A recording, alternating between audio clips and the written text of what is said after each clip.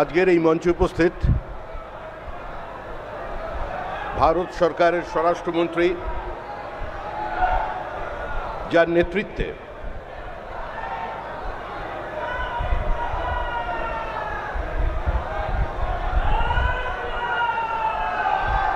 গঙ্গোত্রী থেকে গঙ্গাসাগর পর্যন্ত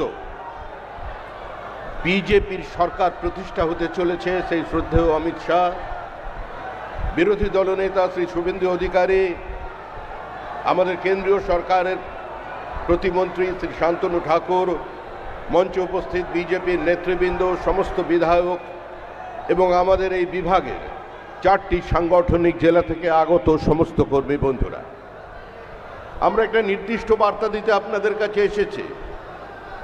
দেখুন, তৃণমূল কংগ্রেস আর নেই, তৃণমূল কংগ্রেস চলে গেছে, তৃণমূল কংগ্রেস চলে গেছে, তৃণমূল কংগ্রেস চলে যাবে। যেটা আছে সেটা লিভিং ফসিল, জীবন্ত জীবাশ্ম। কোনো লাঠি গুলির দরকার নেই, কোনো আক্রমণাত্মক শব্দের প্রয়োজন নেই। শুধু তৃণমূলকে দেখলে না বলে দিন না। তৃণমূল মানে না, নো মিন্স নো।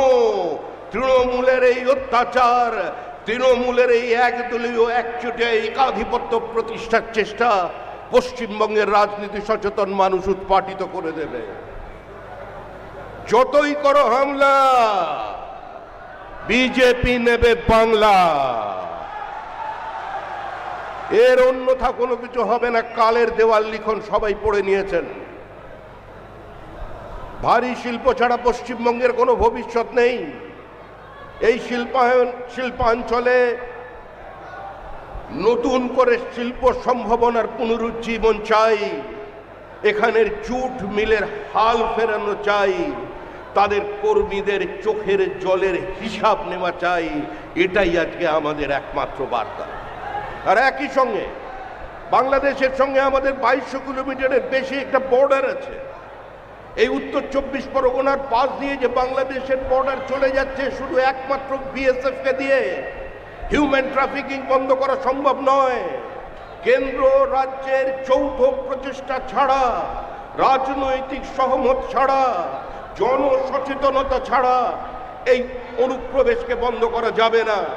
তাই আমার আবেদন প্রত্যেকটা জেলার বাসীর কাছে, প্রত্যেক জাতীয়তাবাদী মুসলমানের কাছে, যারা দেশটাকে নিজের দেশ বলে মনে করেন, আপনাদেরও রুজি রুটির ওপরে হাত বসাচ্ছে বাংলাদেশের অনুপ্রবেশকারীরা, যারা একদিন এই দেশকে নাপাক বলে, অপবিত্র বলে ছেড়ে চলে গিয়েছিল, যারা কলকাতার মাটিতে দাঁড়িয়ে স্লোগান দিয়েছিল, কান মে বিড়ি মুঁহ মে পান, লড়কে লেঙ্গে পাকিস্তান, पहले पाकिस्तान देना पड़ेगा तब भी भारत स्वाधीन होगा।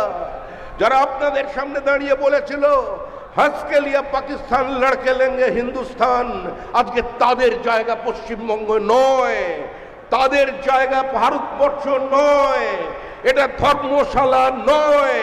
এটা আমরা ধর্মশালা বানাতে দেব না। আর তার জন্য আপনাদের ঐক্যবদ্ধ হতে হবে।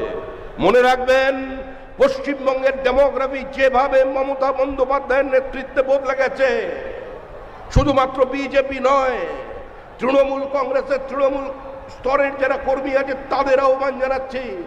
এই ব্যারাকপুর শিল্পাঞ্চলের অতীতের সমস্ত সিআইটিউর নেতৃবৃন্দের কাছে বলছি, সমস্ত বামপন্থী কর্মীদের কাছে বলছি, যারা গতবারে নো ভোট টু বিজেপিতে অংশগ্রহণ করেছিলেন, দয়া করে এবার নো ভোট টু তৃণমূলে অংশগ্রহণ করুন।